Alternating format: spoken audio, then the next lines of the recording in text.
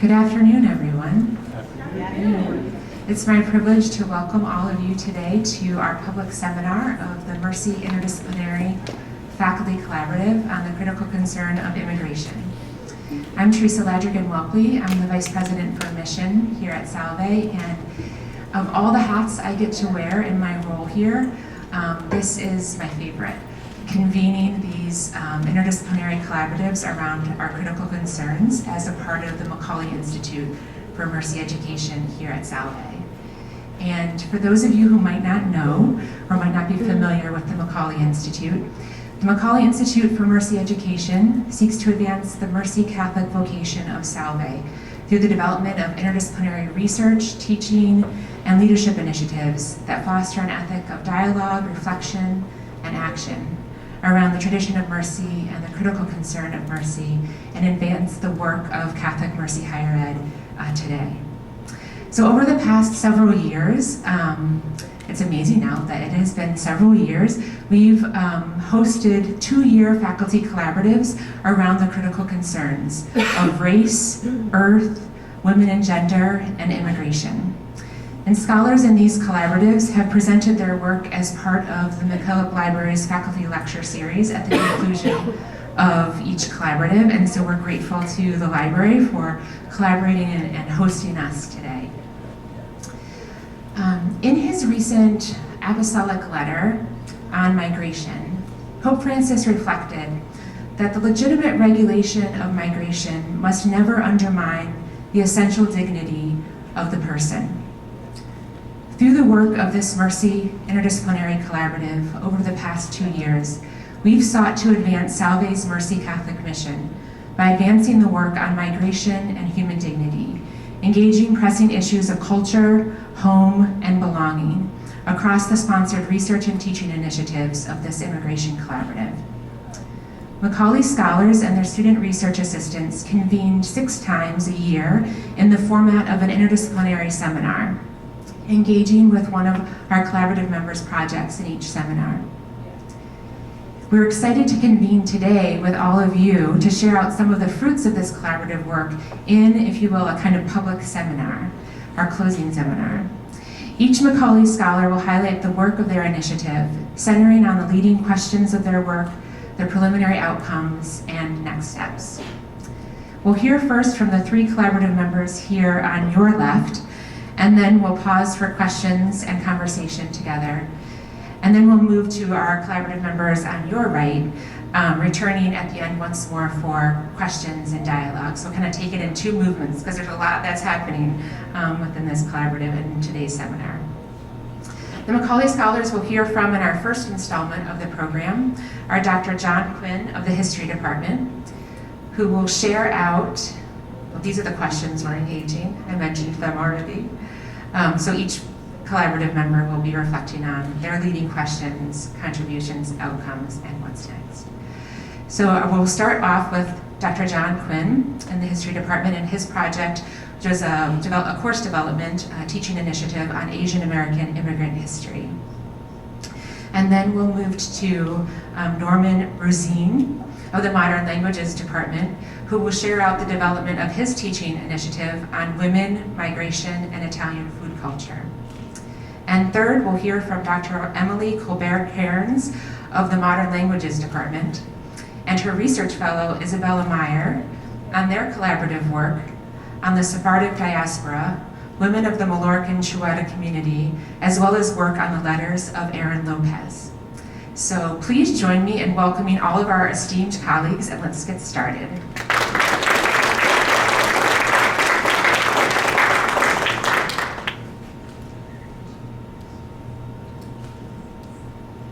Do I need a mic? Yes? Yeah. Yeah, I'm better with a mic. Okay. Well, hi everyone. Thanks for coming at this crazy busy time of the year. I know we only have 3 weeks left, so appreciate that. I want to first thank Teresa for organizing this collaborative and keeping us on track for these almost 2 years now, so this was really great. For me, I have these projects in mind, but I think with our heavy teaching load, they just usually stay in my mind and don't really get concrete. And so being part of this gave me the structure to, I think, make progress on this new course idea. And then I also want to thank my research assistant, Macarena Arue. Some people may know she was a history and philosophy double major. She graduated last year, but she worked for me this year too as an alum. She was wonderful, and I think this was helpful for her too, because she's going to go to graduate school in the fall to study history, so I hope I gave her some help and gave her some sense of what that'll be like. Well, when I came to Salve a really, really long time ago, I was tasked with teaching the American Immigrant Experience class, and I really enjoy the class, but the goal is to be comprehensive with American immigration. And so I find myself just racing through various groups. You know, one day we're talking about Italians, and then we're on to Russian Jews, and then we're on to Mexican people, and then Vietnamese boat people, and it's just kind of a blur. And so I thought if I could take a piece out of the course and really get into some depth, that would be valuable if I could do that. And so I wanted to focus on Asians, in part because that population's really increasing in America, and I thought it would really be worth focusing on them. And with Macarena's help, we ended up focusing on two key Asian communities, Chinese and Japanese. So I wanted to say just a couple of things about some of the things I've learned here in the last year and a half. So I'll say a couple things about the Chinese first. So those are my questions there.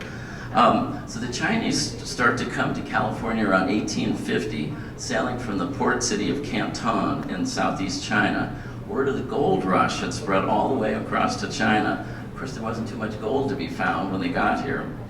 But Chinese immigrants found work in copper mines, silver mines, coal mines, and many worked on the completion of the transatlantic railroad. Well, a serious economic depression hit the whole nation in 1873, one really kind of equivalent to the 1930s one. It's not as well known to us, but it's going to last throughout all the 1870s. And the Chinese become sort of scapegoated, and especially in California. The Irish, who had come out from the east for the gold, were angry that the Chinese would often work for lower wages than they would. And many Irish joined the Working Men's Party and backed Dennis Carney, an immigrant from Cork, who called for the deportation of all Chinese from America. And that's sort of a striking image of this Irish immigrant, going after the Chinese immigrants. Well, in 1882, the Chinese Exclusion Act was passed by Congress. It didn't deport anyone, so it wasn't quite what Carney wanted, but it put strict limits on the numbers of Chinese who could enter America. And the law would remain on the books for 60 years until World War II in 1943.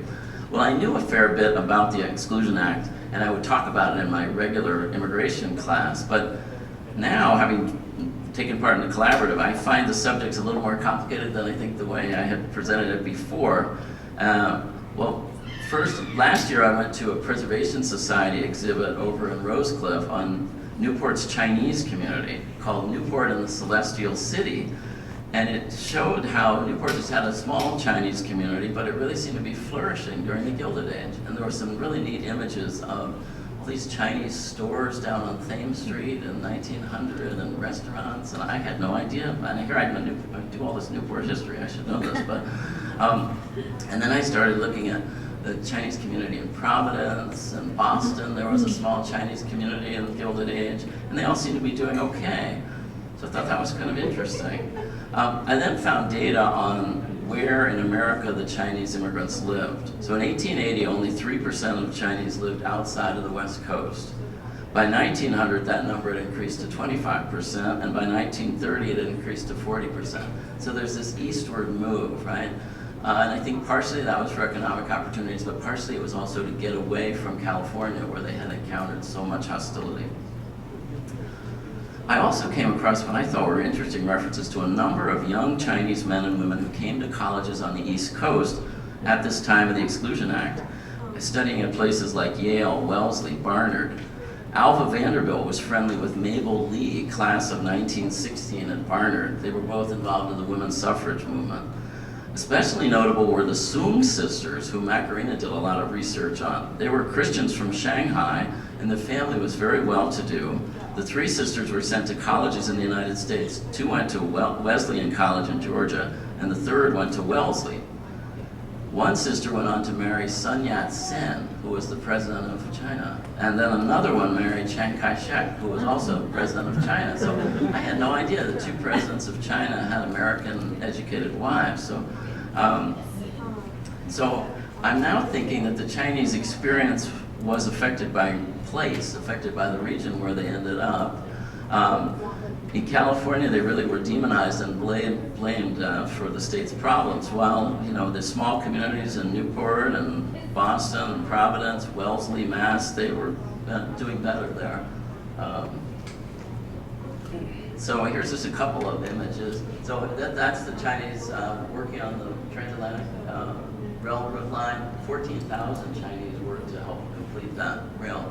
Oh, that's the Soong sisters at the end. And then in the middle is a Thomas Nast cartoon mocking the Californians. That's supposed to be the guy's hat says California, and he's of course persecuting the Chinese. And it says Pacific chivalry. So, okay, now on to the Japanese community. I've come to the same conclusion about the importance of place. Japanese started coming to the United States about a generation later than the Chinese. Like the Chinese that came to the West Coast, got more involved in farming, gardening, running nurseries, that kind of thing, as opposed to the Chinese who tended to be more urban. Many Japanese were known especially for their expertise in gardening. They tended to bring their families with them, whereas the Chinese were a more male culture, described as a bachelor society. Chinatowns were at least 90% male. So that was not the case with the Japanese so much. Japanese tended to assimilate more than the Chinese. They tended to learn the English language, change their dress, the hairstyles, all those things tended to be more Americanized. Still, by 1900, the same anti-Asian sentiment that had pushed for a Chinese Exclusion Act was now focusing on the Japanese. In order to prevent a Japanese Exclusion Act from being passed, President Teddy Roosevelt intervened, signed the Gentleman's Agreement with the Japanese government in 1907. The Japanese government promised to limit the number of people emigrating to the U.S. so not as to antagonize anti-Asian activists in America. The solution held for a few years, but in 1924, an Immigration Restriction Act was passed which called for a complete halt to Asian immigration. America had just finished World War I and was in the midst of a Red Scare. Right? There's been a Bolshevik revolution in Russia. And in America, there were some issues with immigrants like Emma Goldman. People may have heard of her, a Russian Jewish anarchist. So a lot of anti-immigration sentiment got going in the early 1920s, a lot of isolationist sentiment as well. Well, the Japanese government was deeply insulted by the 1924 Act. This insult on top of the insult they received at the Paris Peace Conference in 1919 at the end of World War I. They felt very much ignored at the Versailles peace agreement and not taken seriously. I think these insults and snubs played some part in the growth of Japanese militarism in the 1920s and 30s. In the 1930s, Japan invaded China. In 1940, they formally allied with Hitler. And in 1941, they bombed Pearl Harbor. 2 months after the attack, FDR issued an executive order requiring all Japanese in the West to move to one of 10 internment camps, most of which were in remote desert areas and were very quickly built, so they were really kind of crummy housing that was in these remote areas. FDR had been urged to move by California's Attorney General, Earl Warren. Probably that's a familiar name, I'm guessing, for everybody. The 110,000 Japanese were given just 2 to 3 days to liquidate their businesses and move to the camp to which they had been assigned. 2/3 of the Japanese were citizens, U.S. citizens, known as Nisei. The other third were Japanese immigrants known as Issei. The Japanese went along with the executive order, made no effort to resist, and did their best to adapt to life in these barracks in the camps. A significant number of Nisei volunteered for the U.S. military. 6,000 ended up in the Pacific, serving as translators. At least 20,000 were in combat in Europe, with some involved in the liberation of the Nazi concentration camps. I think there's something very curious about that. Imagine you're one of the Japanese soldiers, your parents are in a camp, and now you're liberating people at Dachau in another camp. 800 Nisei died fighting for the U.S., thousands more were wounded. So just as the Chinese had different experiences depending on place, I think the same applies to the Japanese. While the Japanese on the West Coast were interned, the ones on the East and Midwest were not. I still remember my mom telling me, my mom grew up in Manhattan, in World War II, and she said, oh, we have Japanese neighbors who live on the same floor in the apartment building throughout World War II.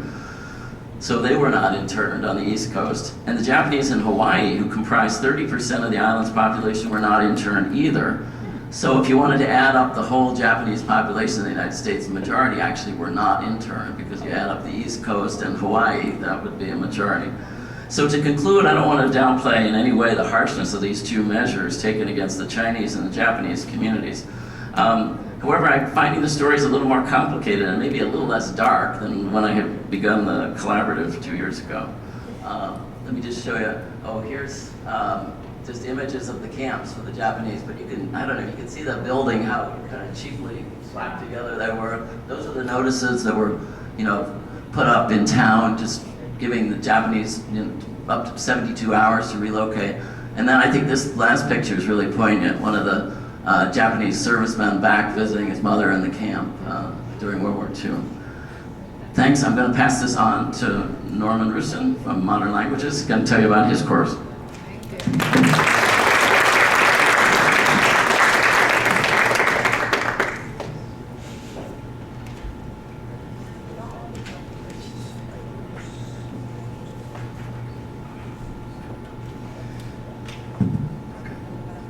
Good afternoon, everybody, and thank you for being here and for finding the time to come and listen our final roundtable. I wanted also to thank Teresa for the great opportunity, and the Mercy Collaborative, and also the colleagues, all the colleagues who have given me the opportunity to teach this class, and the patience to listen to me every time I ramble about food. Thank you also to Maria Barragan, my brilliant student assistant. How do I change this? There you go.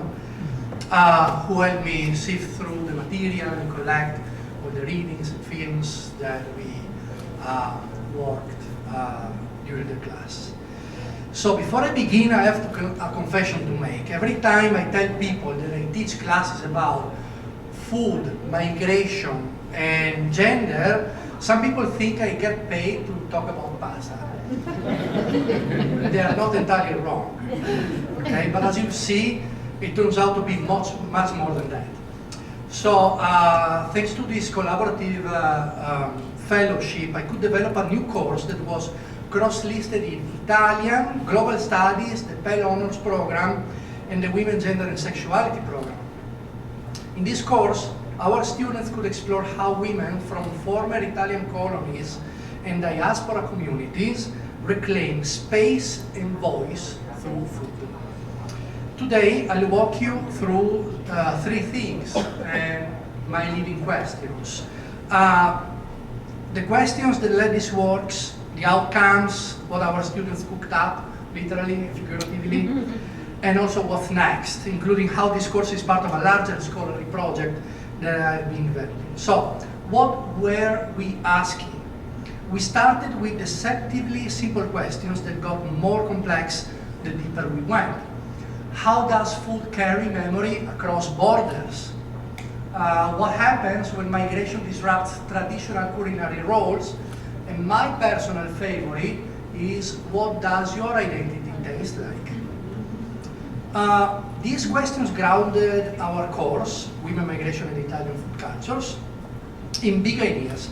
We examined food as a metaphor for belonging, adaptation, and resistance, especially for women navigating post-colonial and migratory experiences. In the spring of 2024, I worked with my student assistant, Maria Barragan, who is an Italian Studies minor, and she is enjoying herself in Milan right now. Good for her, and Global Studies major. And she helped me sift through a wide array of texts encompassing literature, cinema, and theory, food theory especially. Yes, there is such a thing. Our texts and films, from Gabriella Germandi's Easter Lunch to Rosie Braidotti's Nobody's Subjects, just to give you a couple of titles, gave us theoretical tools to explore identity as something fluid, always on the move. Braidotti's nomadism helped students understand that migration isn't just a loss of home, but it's a transformation of the self. Now, let's talk about what happened in the kitchen, aka the classroom. Students, so you got really good with food metaphors, right? Students didn't just study food, they reimagined it. One prompt asked, if your identity were a dish, what would it be? Their answers were funny, poignant, and deeply thoughtful, layered like a good lasagna. They also engaged critically. One student's final project traced Jewish-Italian culinary heritage as a living form of resistance. Another created a visual analysis of Latinx gentrification and food displacement, connecting the themes of culinary hybridity and cultural erasure. They wrestled with questions like, who gets to define authentic food? Inverted commas. What power structures are at play in a recipe? How do gender, class, and race shape who cooks and who gets credit? Using the Certeau's concept of making do, quote unquote, students saw cooking not as a passive labor, but as a quiet rebellion, especially for women reimagining their roles within and beyond the kitchen. This course wasn't just about what's on the plate, it was about who gets to serve it and why.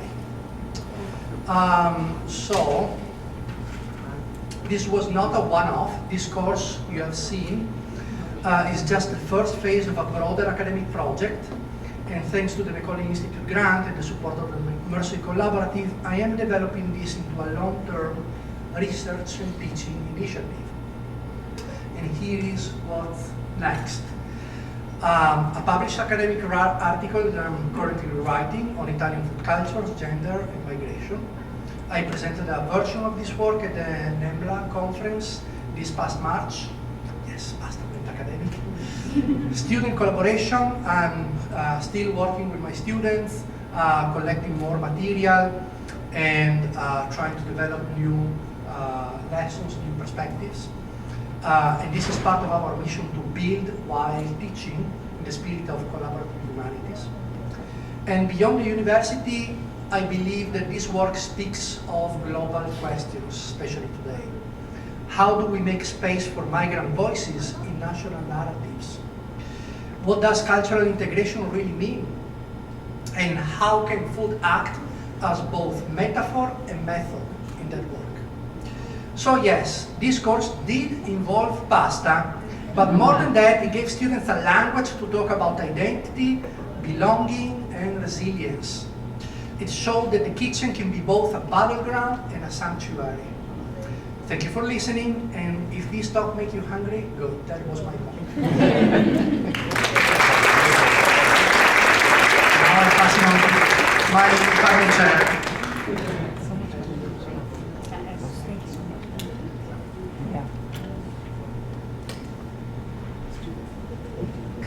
I'm very lucky because I'm here today with my student, excellent student researcher, Isabella Meyer, and she's a Spanish and psychology double major and is only a sophomore, so it's very exciting to get to work together. The title of this project is am I loud enough? Okay. Is the Sephardic Diaspora, Women of the American Twitter Community, and the Letters of Aaron Lopez at the Newport Historical Society. I wanted to just start by unpacking this title, which is long. It's two parts because this fellowship is in 2 years. And the first year, Isabella was just starting. I didn't know her. I was working on what you can see on the first part, the Sephardic Diaspora in the Twitter community. And then I got to bring Isabella on board for the second part as I finished kind of the first part for the moment. The Sephardic diaspora is what connects the two pieces. The Sephardic diaspora refers to the expulsion from the homeland of Spain. Sepharad in Spanish is Spain, in Hebrew is Spain, and that is where the word Sephardic comes from. It refers to Jews who went to many places throughout Europe, North Africa, the New World, And we think of the date 1492 as really important as when Jews were expelled. But also before that, in 1391, was also a really big year because it was the year of the first mass pogroms of Jews in Spain. So the Chueta community is a group of 13 families who intermarried on the Balearic Islands, where Mallorca is, off the coast of Barcelona. And this was a group that was persecuted and that received lots of prejudice up until the 1980s, and they intermarried for these 13 different families had the same last names. And they were, I'm looking at their Inquisition manuscripts that are fairly late 1600s, to look at things primarily about women's identity, and I look at things like why they talk about, so the Inquisition manuscripts were used as a way for us to understand what converso or secret Jewish practice was that was trying to be rooted out by the Inquisition, but the Inquisitors also kind of informed people about practices, and so this is this interesting community that kept separate knives for being kosher for many years. And I look at these women's practices. Women talk about not wanting to fast or wanting to fast and being advised not to because they were pregnant or breastfeeding. So there's a lot of interesting things. So my questions were about their religiosity and how women themselves expressed their own identity. And that is something that I completed in an article form, and you can see that in this religions journal on the left of the screen. I'm still thinking about this community and working on this community, but there's lots of branches and members of the Sephardic diaspora, and one of the conclusions I have is they're very mobile and global. And so when turning to something more local, we have the Newport Historical Society has all of these papers about Aaron Lopez and his letters, who was this huge merchant prince. And I'm going to let Isabella talk about this because she's doing really awesome work. But this is another, there's so many facets. The Sephardic diaspora just keeps getting bigger and bigger. She did present one of our outcomes. She presented at the same conference that Norman did at NEMLA in the fall, March, just a few weeks ago. And this is her poster, and it was really amazing. And so there's a lot of things that's coming, what's next, but I'm gonna pass the mic and let her tell everybody. So hi, I'm Isabella Meyer. I'm Dr. Colbert-Gibbs' research assistant, and I just came onto this project at the beginning of last semester, so at the beginning of this school year. And that was really when we started looking into the case study of Aaron Lopez. And he was a Sephardic Jew. He was born in Lisbon, Portugal, but he came over and lived in Newport. He came over here in 1752, and that was because there was a lot of persecution of Jews in Iberia at the time. So he came over here basically to seek religious freedom. And what the bulk of my work is I was looking at, I was looking at this letter right here that you see. The Newport Historical Society found it. It was a letter written in 1780 to Aaron Lopez by his father-in-law. It's completely in Spanish, and the thing about most of the Aaron Lopez papers at the Newport Historical Society is that most of them have never been translated, so we don't actually know what the contents of these letters are. So my work was to transcribe the letter to digitize Spanish, and then I translated it to English. And what we were looking at in that letter is kind of the different identities that we can see represented in it. There's a lot of questions surrounding, what is a Sephardic identity if there's been this enormous diaspora from Spain and Portugal. So we saw tension between his identity as a very wealthy merchant. At one point he was the wealthiest man in Newport, and he was also a slave trader, but at the same time he's persecuted. He's persecuted in his homeland of Portugal, and he's living in a Protestant colony. Then we also see how he's a white European in the New World. So there's a lot of different identities at play here. And then one of the most interesting parts of the letter, at least for me, because I am a Spanish major, were the different linguistic influences that we saw in it. Although the letter was written in Spanish, we're still seeing different English and Portuguese influences in it. You can see it's kind of at the bottom of the screen over there, but two examples are the word requesta. That's not actually a Spanish word. It's just the word request written in Spanish, so we call it Spanglish. And then agora, that's just Portuguese. So they're kind of just throwing in whatever languages like they're thinking of or they feel like, so mixing them all together. And what that does is it kind of redefines what we're thinking of when we think of Jewish languages in general. And at the same time, that makes us rethink what we know today of as the Sephardic identity. And so it all comes back to this question, what is a converso? Like, what do we think of when we think of the intersectionality of identities? And Aaron Lopez is just the perfect case study for that. And so moving forward, we actually just finished, I think it was yesterday or 2 days ago, going through all of the Aaron Lopez papers at the Newport Historical Society. We're categorizing all of the ones that we found in languages other than English, so Portuguese and Spanish mostly. We're also finding ones in French, and there was one in Hebrew. So we're moving forward, looking to translate the rest of those letters and see what else that we can find. So I think with that, and we're trying to rethink what colonial New England, add more voices to when we think of colonial New England and reimagine it that way. Thank you. We'd like to finish here and move on to our next participant. Oh yeah, and it was a question. Oh, that's right, so I don't have to introduce. Okay, I thought I was introducing. Okay, that's it. Thank you.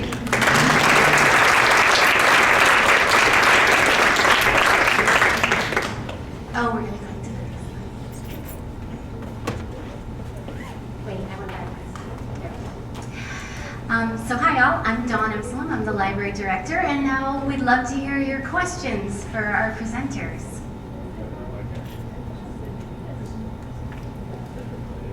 Thank you. I thought that was an excellent presentation. I've also heard of a language called Ladino, and I just wondered, and I thought that that was the language of the Sephardic, so I'm just wondering if you can clarify that.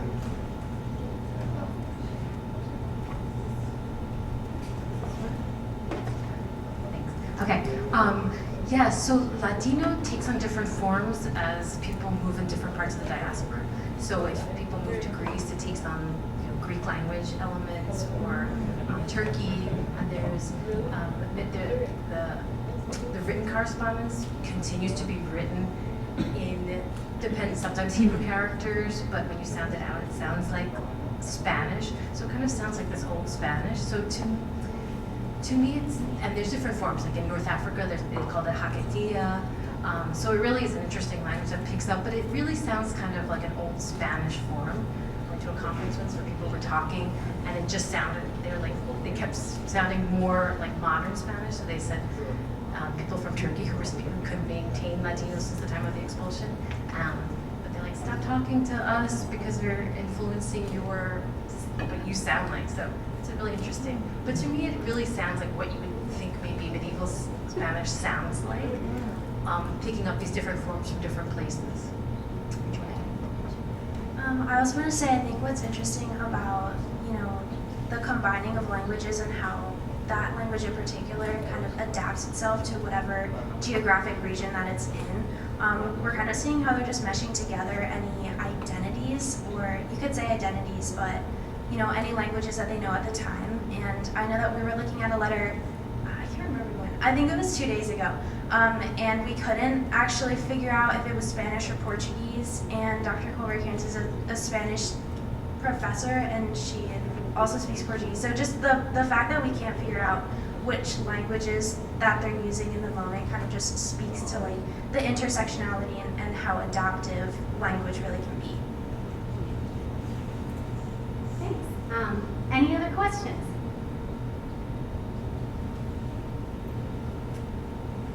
While everyone's thinking, maybe I'll add one. Dr. Racine, can you talk about, you did you mentioned that your students, did they do cooking, did you say, in the class? Well, okay, so they didn't cook in the class, but some of them, they brought their cooking experience to the class.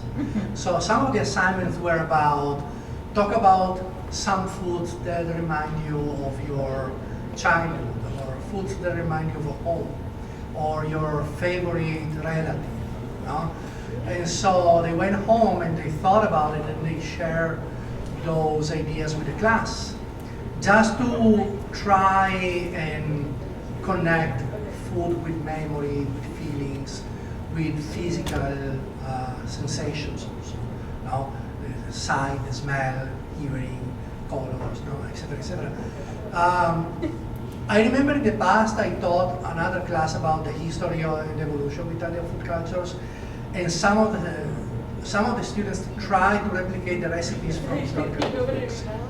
And that is a fun experiment because our taste buds are not used anymore to some of the taste combinations that people used to have in the past. So they're very, very, I would say, very far off to what we are used today. Talking about pasta and cinnamon, for instance. Yes. Mm-hmm. And did you have any surprises in how your students put food and identity together? Was there anything that surprised you in their responses, particularly any new observations? Well, I have to say that I was in a class that was particularly intriguing to see how each student was deeply connected to the issue of gender and food, especially within the family boundaries. And they all shared similar responses to the roles that family members have inside the household in terms of who cooks, who prepares, who serves the food, etc., which gives you, let's say, a certain picture of how our society is organized. So I'm not surprised to some extent, but I am surprised also.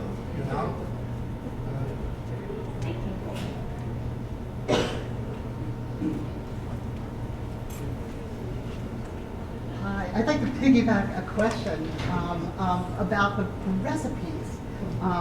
So I teach about food too, and I love it, and it's really fun. I went to a conference a few years ago, and there were some really amazing folks using cookbooks as not just literature, but as data. And so I thought maybe if you could give us some examples perhaps of how recipes can be actual observations about power structures. I think that's a really interesting piece that you pick up in this experience, and I'd love to hear a little bit more about it. Well, thank you for your question. I'll start by telling you a little bit of a story that we share in the class. No? There is this woman of Somalian descent who lives in Bologna, and she invites over her Italian boyfriend, and they're having Easter lunch. And of course, the grandmothers, she prepares the lunch as a trial to see the fitness of the boyfriend to enter the family. And all the food is prepared according to the Somalian custom, habits, etiquette, and everything that goes around with it. So you have to remove your hands, you have to touch the food according to a certain structure, only with some fingers of the hand. You have to share the food with all the members in the table. Even the coffee must be sipped according to a certain etiquette. You have a very little cup that's filled to the brim with really hot coffee, and it doesn't have a handle. So you have to know how to hold it and bring it to your lips without burning yourself. So that story encapsulates exactly what you are asking in your question, power structure.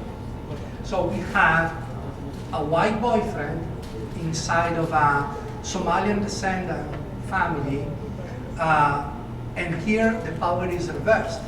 In a country that has been, for generations, mainly white, and in which white culture dominates still nowadays, now we have a situation in which the power structure is reversed through the use of food. And that's a very interesting thing. There are philosophers in Italy like Ferretti, Borghini, that actually look at the architecture of food. So how you can build dishes as a form of power that controls what your customers or what your hosts will perceive. Now, how can you transmit this power?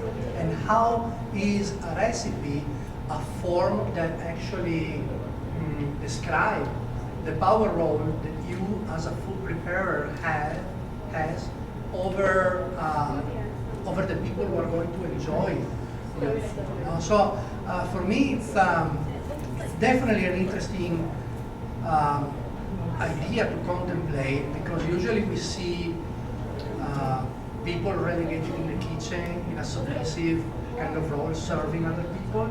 But in all these instances, we see this reversal of power, and that was something that made me think a lot about our current political situation, in which we have a lot of workers that they are in a political weak position, but they could exercise a lot of power as a matter of fact. Thank you.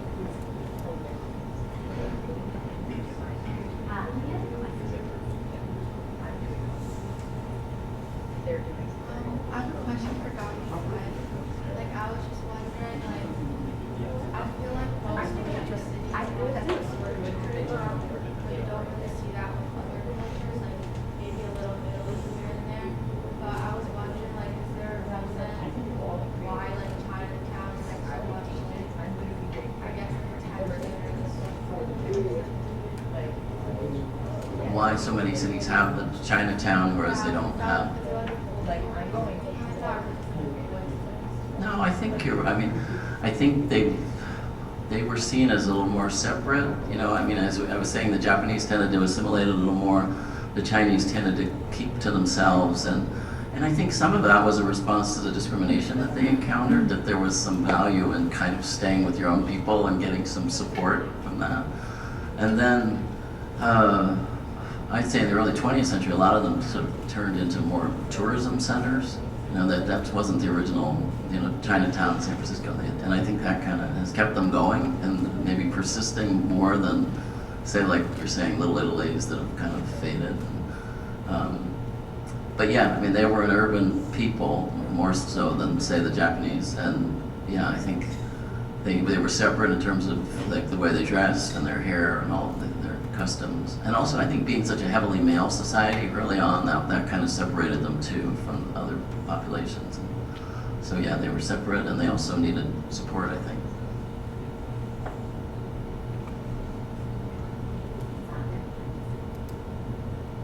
Hi. Okay. My question is around this. I think there's like this ongoing theme with immigration, where there's a tension between otherness and belonging, right? And I think that that's a very prevalent tension that's going on right now.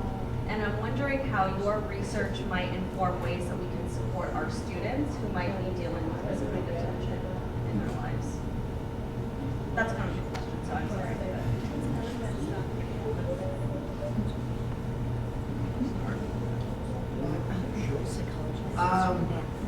One thing that I tell my students is food can be very comforting, So food can really remind you of home.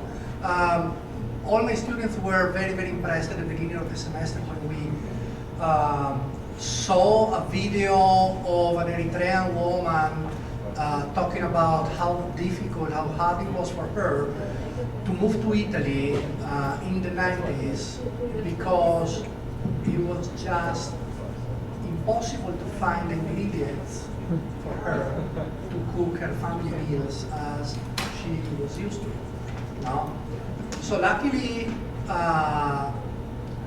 in this country, there is a wealth of food, supermarkets are packed, prices are rising, but still, So what I tell my students is try to find ways, try to find recipes that can help you find yourself at home and build your environment here. Some of my students actually were very, very into that and asked me to find or to work with them and find cookbooks that relate to their heritage, and were able to connect with that part of themselves during the semester, and that really helped them find a place in this community. I was just going to say, I think when we talk about multiple identities or belonging to different communities at the same time, we tend to think of it as very current, and it is, but it also has legs throughout history, as we see here in Newport. And sometimes we think about the past in a very one-dimensional way, and so this project is kind of letting me think about what it means to belong to two things at the same time.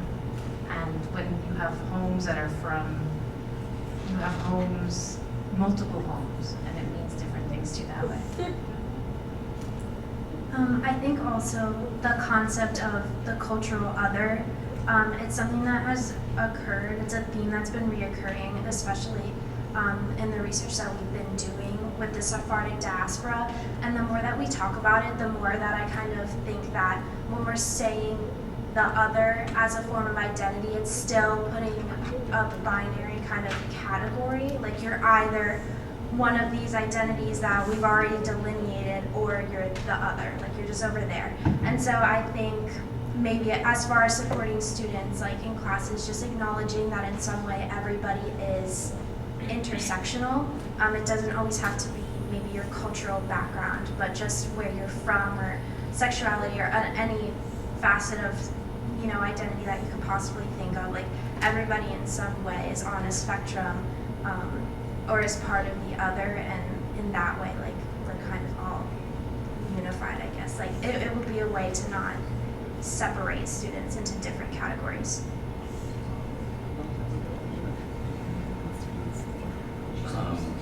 Just to add one or two things. Doing the history, I feel like some of my students are very surprised to learn that people from their nationality have really encountered very difficult times. I've had Italian-American students who had never heard of the Sacco and Vanzetti cases, and things. Irish who didn't know about No Irish Need Apply.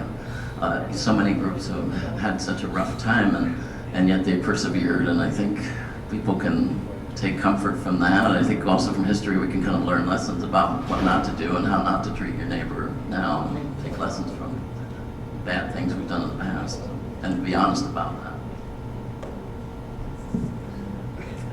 And thank you for that question about supporting the students. That actually leads us very nicely into the next portion of our program, where Dr. Hyun Jun will be addressing that after her colleagues. We're going to start with Dr. Ivan Yunga, the assistant professor in the Department of Political Science and International Relations, who will share his work on the diaspora of, diaspora and complexity of peace building.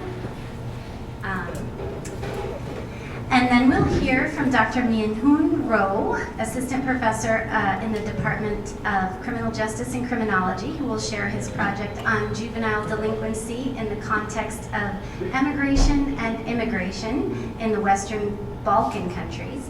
And we will conclude with Dr. Hyun Jun, assistant professor in the Department of English, Communications, and Media, who will share her research on Salve immigrant students' mental health and destigmatization.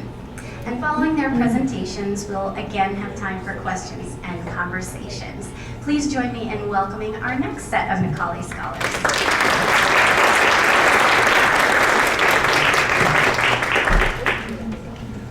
Greetings, good afternoon everyone. I was wondering if ce micro ici était en train de marcher, mais je me rends compte que ça marche. I was just saying in French, I was wondering if the mic was working, but I realized that it works. And this is just a point of saying, about to talk about diaspora and complexity in peace building. And of course, when you think about the diaspora, there is a trend here on linguistics, and sometimes you can say a word that does not always resonate with the audience, as I was looking at faces of people here, just like, what is he saying? And yet we have to build a structure that brings peace and supports local, states, and international community. So before starting my brief presentation, I also want to be grateful for the opportunity to share this work and also acknowledge the work of one of my students, who was my research assistant for 2 years, Madison Percy. As we're working with her on peace operation at large and peace building specifically, it happens that we're doing some work on a country, the DRC, and then she got an internship with Army working on the DRC. So which was so interesting to see that the work that we did on campus can be translated in practical life experiences. So talking about the complexity of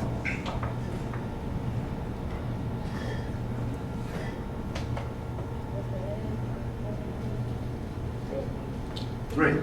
So talking about the diaspora and the complexity of peace building, this research has a couple of questions, technically two, but I'll try to provide the context and set up the theoretical framework that I've been using and position it into certain practices. First of all, as in academic research, this work aligns within three spectrum. One is the academic relevance of the work, two is the policy implications, and three is the aspect of practice. In other words, trying to connect our academic thinking with real-world experiences and see how we can inform policies to some extent. In terms of focus, the research started based on some of the personal interests that I've been having for a couple of years on peace operations. And often when you see conflict occurring, instability and war, there is always an expectation of seeing countries and states and governments to fix issues. But I realized that there was a missing link in the narrative of peace, but also in the practice of peace. And that missing link was the role of the diaspora. What does the diaspora do when conflict occurs, when peace needs to be built? So within the context of work, it's emerged from a states of the world, which was an ancient reality, but also today's reality in some regions of the world where fragility is occurring. To position it within the academic setting, I tried to work with three theories, and there is a reasoning around them. The first one is the adaptation and integration theory. When you think about diaspora, people will move from what is known as home countries or countries of origin to a new place. There is always a concern and the question of how do they adapt and how do they integrate. And at this point, the theory of adaptation and integration has been informing this work. And the second theory is known as complexity theory, which brings in many layers in terms of engagement of the diaspora towards their home countries in building peace. And there are so many angles here, including, for instance, the political aspect, the financial aspect, the social aspect, the cultural aspect, and this part is informed by complexity theory. And the third theory I'm working on is called the transnational theory, looking at how one can engage from the countries of residence to their home countries. What are the regulations, what are the trends, what are the opportunities, and what are the limitations. So there are so many elements around the theory. Now, on the practice side, the research has demonstrated that the role of the diaspora in general is often limited on a few key points. One is the financial aspect. We talk about remittances. For instance, it has been demonstrated that diaspora has been providing more to their home countries, sometimes more than the foreign direct investments. So there is that the financial link between the positionalities of diaspora and the engagement in their home countries. And the second type of engagement is the political participation. And here there is, for instance, a Cuban diaspora that has been so instrumental in the US, Florida area during the Cold War, but also in post-Cold War, to try to push for change. But one thing, again, has been missing is how do we see the role of the diaspora in peace building? Not just to reach peace agreement, but to start building peace in their home countries. How do they engage? For a couple of years, there's been ongoing conversation around one thing, which is dis and misinformation. I'm sure we're familiar with.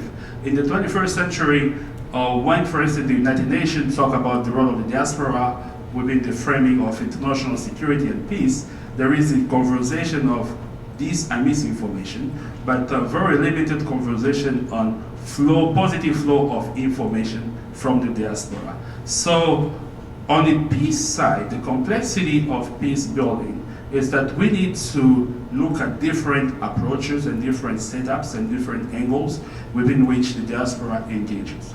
And this, of course, work speaks on two things. One is the type of engagement that the first generation people in the diaspora does. And the work has demonstrated, the literature shows that people who are first generation tend to be more active because they have a recent history and a recent memory to what they call home countries, even though that concept of home is a fluid concept which can change all the time. And the literature also shows that the second generation tends to be distant to the reality of their home countries, and the engagement depends on the narrative that they receive from people of the first generation. And we are interested in this particular research to look also at the third generation. What would that mean, not only as age-wise, but in the age of advanced technology and social media, where information is being shared easily and quickly. So maybe to conclude my few minutes of presentation on this complexity, there are three things that are being considered. One is, of course, the concept of home. How do you build peace or engage in building peace in a place that you call home or in places where you call homes? You have a home in the place of integration, but you also have a home in the place of called countries of origin. What are the levels of engagement? And that is part of the next work that I'm trying to do with this research. And two is the issues of positionality in terms of identities. How do you call home when you've been in the US for 30 years and you still call home Zambia? How do you explain that? What identity do you get, and what are the limitations in that identity, and how do you transition from one to another? I was speaking French, sometimes I think in French, I talk in Swahili and speak English. So you wonder at some point who you really are. And this is the second point I'm trying to work on, the point on identities within one person in the diaspora. And the third point is the level of engagement. Can we look beyond the political engagement? Can we look beyond the financial remittances and other type of cultural engagement in order to build peace? And this is where the title comes in, the diaspora and the complexity of peace building. I will pass the baton to Dr. Rowe. Thank you very much.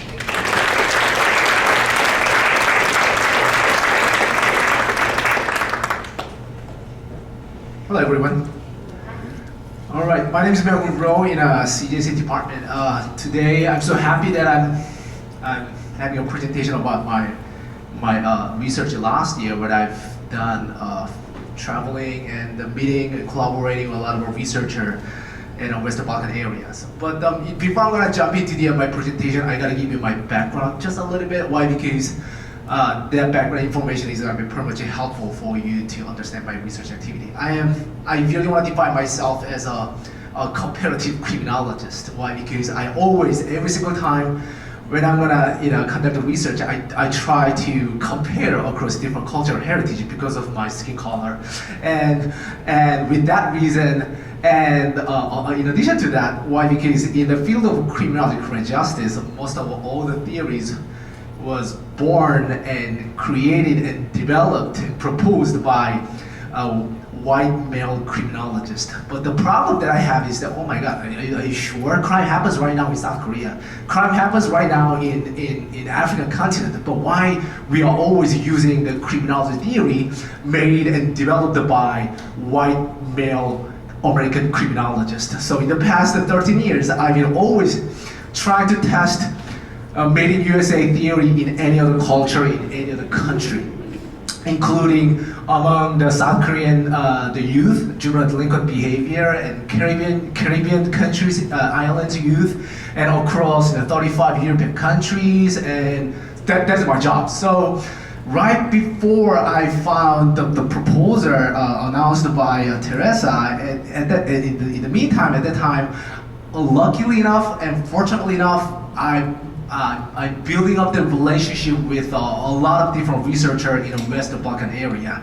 And after that, after I found the proposal announced by Teresa and I submitted, I really want to conduct the research in the West Balkan. Why? Because I want to test the criminology theory in the West Balkan. That's it, very simple. My problem statement is this: I really want to plug in the theory, American theory, either South Korea, West Balkan, in any country. So my original research question is this: I really want to know whether or not individual factors or the contextual factors or social factors, no matter what is the main reason individual commit crime and deviant behavior. So based on that question and problem statement, I went to the West Balkan area in the summer of 2024. So I rented a car, I drove almost like 4,000 kilometers starting from Belgrade, and I made big circles on this way. So Serbia and first of all Serbia, and I make a big circle, but no matter what,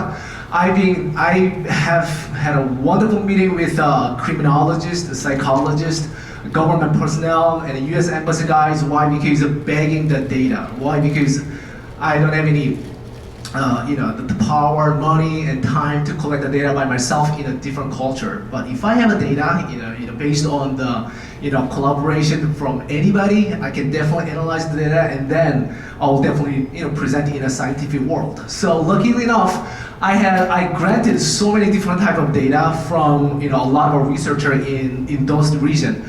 And luckily enough, particularly in Albania, I collaborated with one researcher named Julinda Selingiri. She's a psychologist, but she specialized on juvenile delinquency, which is my expertise field. So she and I are working together to test, as you know, on made in USA, American theory, Agnew theory, and then we analyzed, and then we found how the individual, family, peer, school, and work, and community, how the factors related to individuals, particularly juveniles, deviant behavior. So we found a very significant relationship, how the individual factors related to their deviant behavior, and luckily enough, our research is going to be right now is under review right now by International Criminal Justice Review. So if we publish this paper, I'm pretty sure that this is going to be the first the empirical research paper testing Agnew theory among Albanian youth. So she and I, we are so excited for this. So I really want to wrap up the revision and all the process for publication. And luckily enough, in my future, as I said before, my job, no matter what, I really want to test the criminology theory in any country, in any culture. So with collaborating with my friend, my friend and peer criminologist working as the associate dean at an ethical college, he and I we developed the one consortium. Why? Because Dr. Chu at anthropology, he's an expert for drug trafficking and drug crime with Central America and Latin America. So, and he and I, we talk a lot how we can collaborate and how we can test criminology theory in any culture. So he and I organized one consortium, and then 2 weeks from now, his friends come from the Central and Latin America, and my friends from Western Balkan, they all get together in ethical college, how we can collaborate together for testing criminology theory for juvenile delinquency and for drug trafficking and drug crime in the Central American area. So my hope, I really want to asking them to share the data from the Central and Latin America, and then maybe in the near future, I'm gonna bring these guys to the Salve community in the near future. That's my plan. And then maybe like in a long-term plan, I'm gonna humbly ask Dr. Ivan why, because my current consortium is like South American and Western Balkan, but I wanna extend to Africa. So like Western Balkan / Latin / and African Criminology Research Consortium. So that is gonna be my future plan, and if I have any chance, I will definitely update it sooner or later on this. Thank you so much for listening. And next presenter, Dr. Hyun Chen in the Department of English Communications and Media.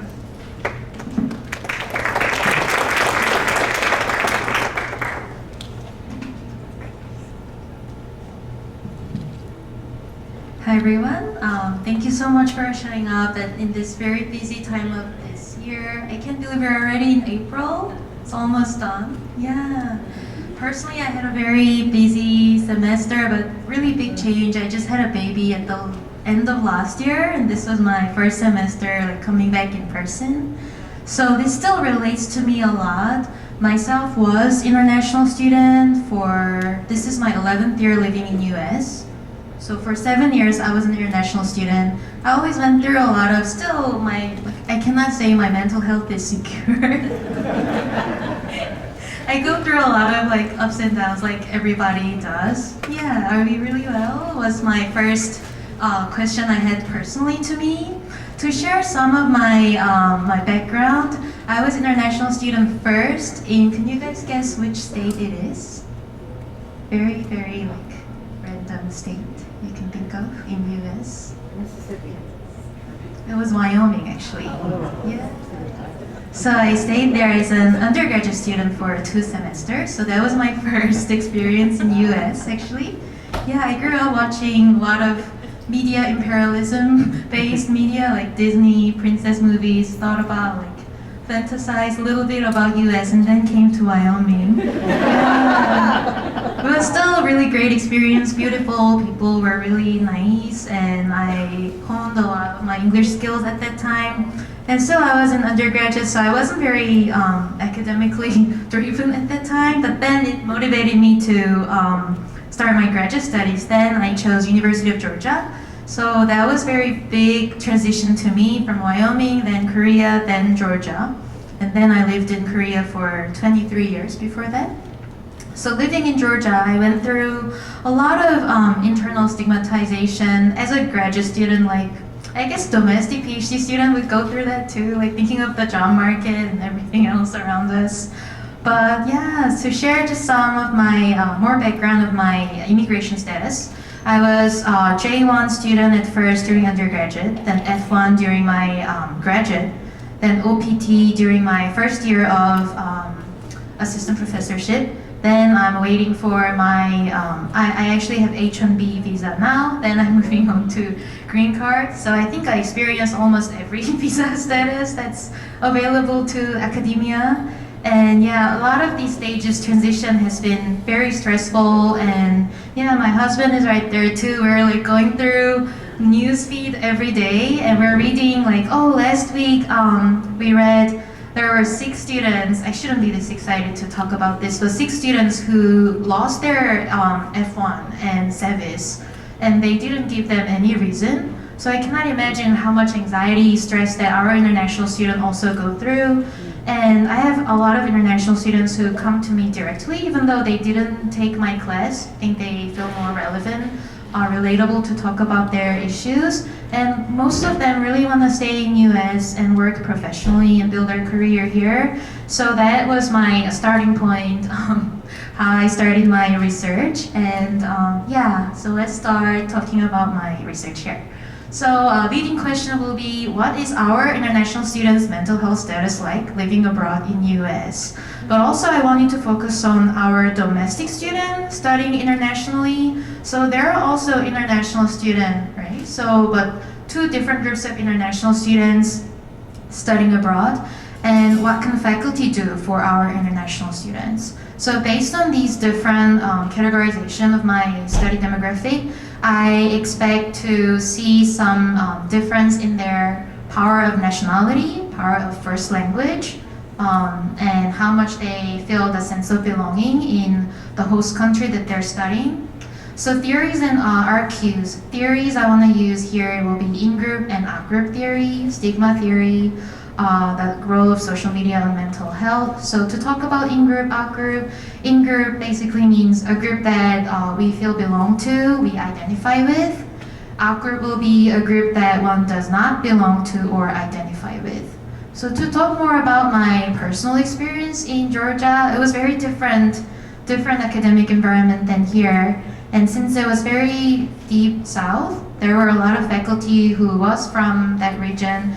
And there was one faculty who required all of us to use English names during class. I thought that was really weird. Yeah, I never saw any faculty that does that here. But I still use that name in Starbucks, so I at least gained that experience through that. But yeah, that kind of my personal experience built this research. And then to talk about the stigmatization, I want to focus on there is social stigma, self-stigma, structure stigma, but for this context of research, I want to focus on the self-stigma. So any kind of situation that makes us think about to lower our efficacy or confidence in studying, I want to rephrase that to our students during the in-depth interview sessions. So yeah, to talk about the method, it'll be 30 students. I want to run the in-depth interview sessions.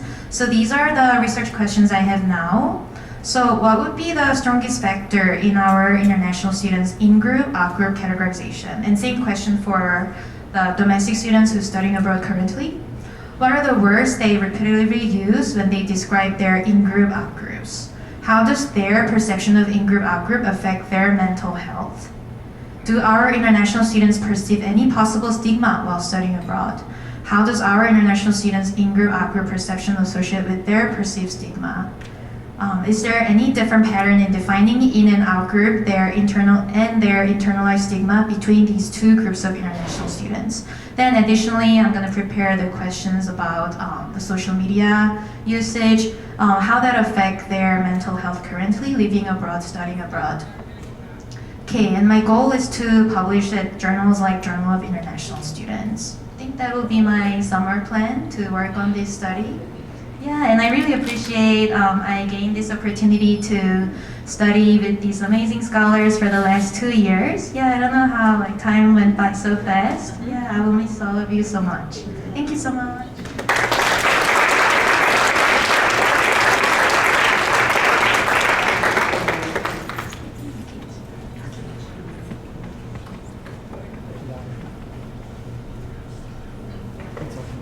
So, we'd love to hear any questions for our speakers.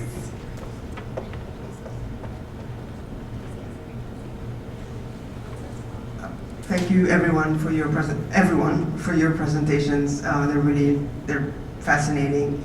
I really have 2 comments. Dr. Ilunga, I have to say that hearing you talk about 2nd generation and 3rd generation absolutely broke my heart, because that's my kids. And I think about that a lot, that my children are American. They were born here, raised here. This is their home. They're not split. So breaks my heart, but it is what it is. I have been exactly every single status of international, and there is this sense, in terms of the self-esteem, there is this sense of not being enough, not being good enough in order for an American institution to hire you. It's like you're walking on quicksand, and it is really, it's mentally exhausting to not, I see the nods. It is mentally exhausting, so I really appreciate doing that research and the comparison with our US students abroad, whether or not they feel the same thing, because they're not going for as long. They're going for a semester and they're sponsored by their institution, by Salve, so I would be interested in seeing what that difference is, because for our students, they're coming for 4 years and they're not sponsored by another institution. They're just coming as 18-year-olds, whereas our American students are going, they're a little bit older and they're sponsored by Salve and they're not going for as long. So.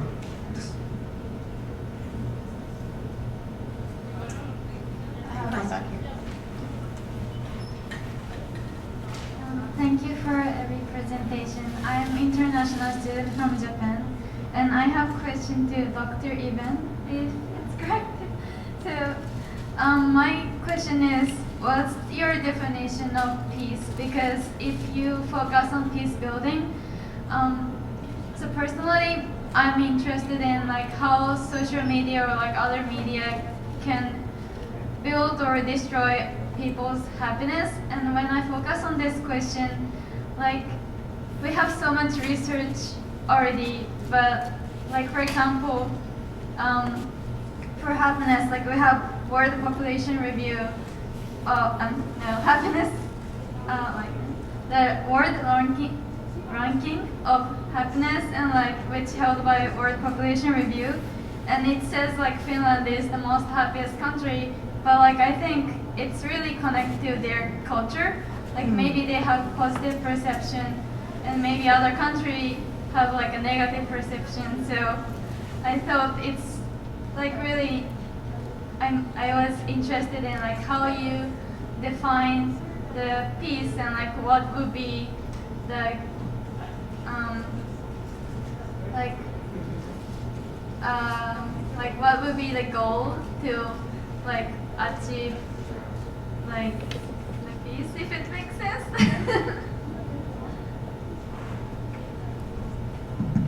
Great, thank you so much. That's a great question.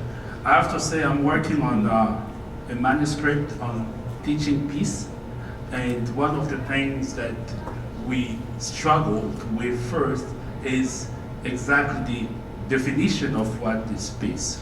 But it can be taken into three.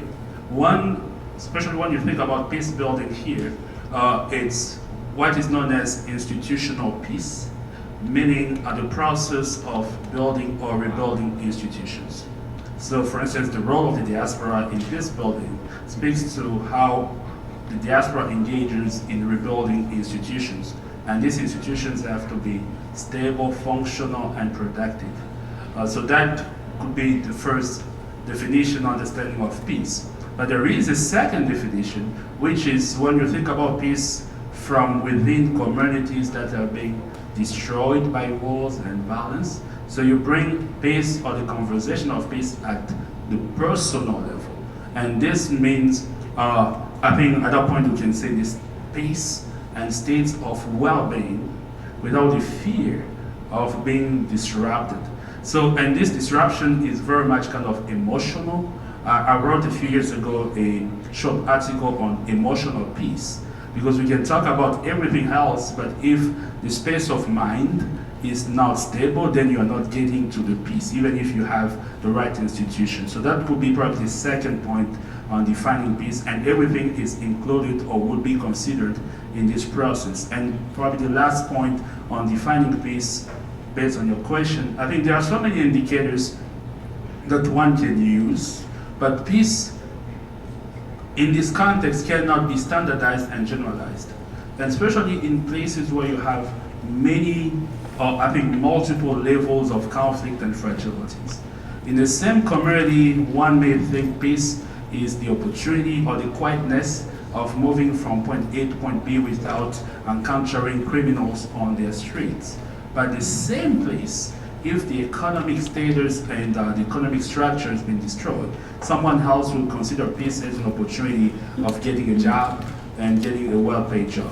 So there is this, I think, complexity of peace, and the definition of it depends on the time, the place, and the political dynamics. So I would say we have the institutional, the local or dynamic, but that can also vary based on who think peace is occurring, because when you think about conflict places, sometimes politicians will say our country is at peace, but while the local communities feels like the country is not at peace. So we look at that positionality as well in this definition.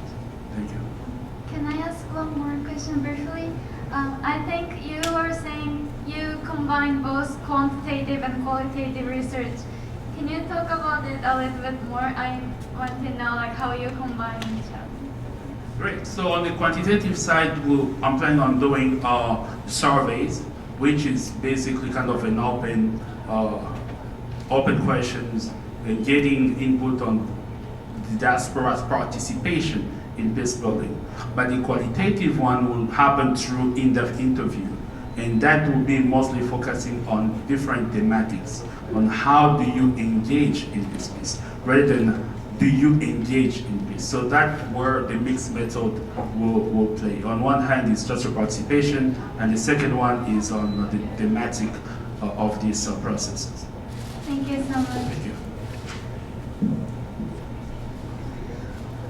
To the point that you just made, Dr. Nalunga, what does peace building look like for individuals that have been in the U.S. for 30 plus years and their countries have gone from thriving and successful to, like Haiti, for example, gang violence, disruption, a lot of conflict?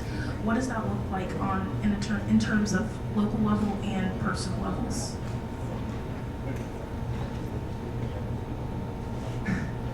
Thank you. I think the first thing is that the concept of peace, the danger, that's what we're trying to teach peace, the danger of the concept of peace in international relations, it is that it has been standardized. And so technically we assume that because we have functional institutions, automatically we have peace. And we have different indicators of peace, countries at peace, and often it's limited at the institutional level. But my personal view, based on your question, is that I avoided mostly the case of the US because we've sold the dream of a peaceful, stable, and prosperous nation, while the practice of the nation itself is not always prosperous and peaceful. So I think my short answer would be that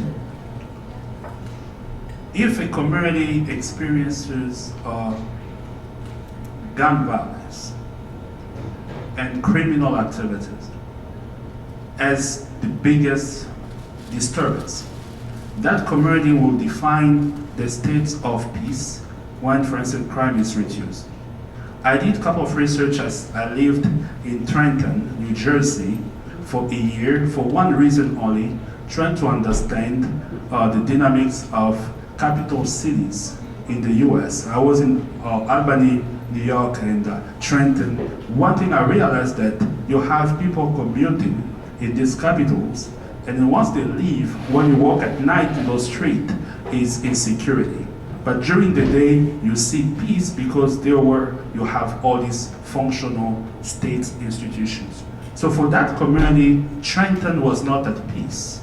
But for the outsiders who work for the government in that, it's a peaceful place because that's where bigger decisions are taken. I think we need to position it based on who lives in the community versus who makes the community work.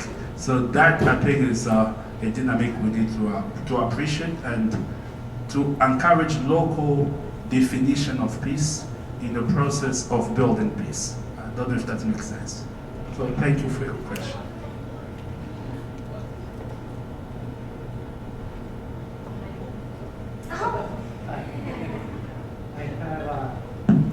I have a question for Dr. Rob. So, bouncing off of what Dr. Ilunga just said,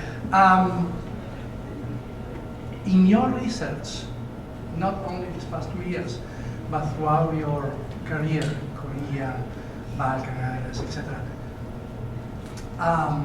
have you seen shifting definitions of who is a criminal? What constitutes a criminal? And have you seen any clashes in the white Protestant ethics clashing with specific instances in which there is not a match? Ethical values of that place don't match the white Protestant ethics, for instance. And so the definition of a criminal changes. Wow, that's very hard question, but I'll definitely try to answer that. Actually, for us, in order to define the crime and criminal behavior is going to be perfectly influenced by culture and religion, of course. So that's why some states, criminalize a certain activity, but other state doesn't, right? So that's why, in order to define and understand about the criminal behavior, it's really, really important. So if you ask me, how we can define the crime and how we can punish the criminal behavior is going to be really, really, sometimes really, really tricky. So in order to define a crime, there's two different approaches, mala in se and mala prohibida. So which means mala in se is just a dramatic, just definite crime. In any culture, any human being, any cultural heritage, in any age, that is a crime. Killing others and killing, committing brutal level of criminality, that any culture, that is a criminal behavior. But mala prohibida means some culture it's been prohibited, but others does not. For example, the most striking example for mala prohibida is getting married with, let's say, 70 years old lady. In a certain culture, it's okay, it's allowable, all right? But in our culture, that is unpermitted and allowable behavior, right? So that's why for us, how we can understand how we can define the crime is really, really tricky and sometimes really ambiguous. So that's why if you ask me, hey, Protestant and a religious way, how we can define and how we can understand about the crime and criminal behavior, that is main reason why as a criminologist, it's sometimes really confused and really tricky. Why? Because based on our culture and educational background, that cannot be perfectly allowable.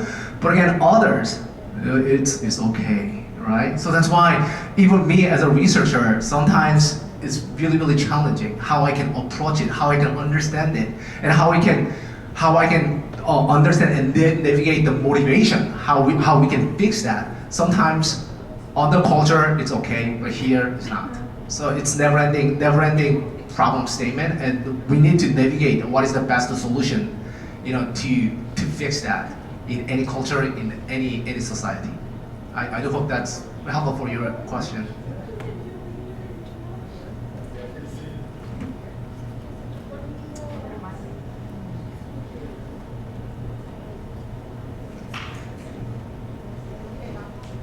I don't know if there's really a question over here, but I guess I just wanted to respond to Hugh Yen's story. I just really resonated with that because my husband went through a similar situation. He was really into American culture, like punk rock and creative writing, and then when he came to America, they sent him to Louisiana. So he was saying the first thing that hit him in the face was the humidity over there. So I really felt resonated with your story, but also just bringing to light the mental health aspect of international students. Because after he graduated, I was kind of like, wow, this is amazing. We're both kind of free now. What do you want to do? And he was kind of like, I want to see my mom. And he had been to he had been in America for 5 years. And for me, that was the first wake up call of being I'm very privileged to be an American citizen. If I want to go to visit my mom, I can get on a plane and do that, but that's not necessarily possible for a lot of other people. So I guess the question is how can we better support our international students who might be going through the same thing? And just better identifying that, I guess.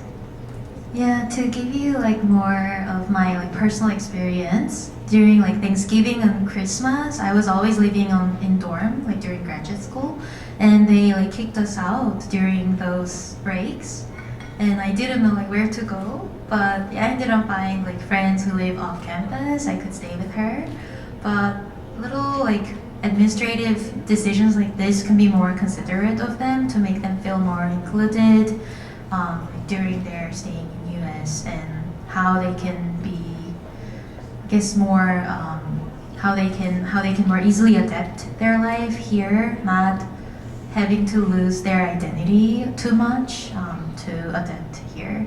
Was my starting point when I started this research. Thank you.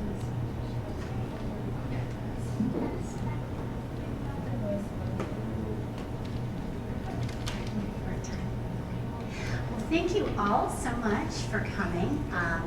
We have a couple of announcements, but after, I would love it if the conversation continued over snacks. And I just want to thank our panel for all of this extremely diverse and interesting research that is enriching our Salve students' classes and giving them opportunities to do real academic research and also to learn from the results and to support our community. A round of applause.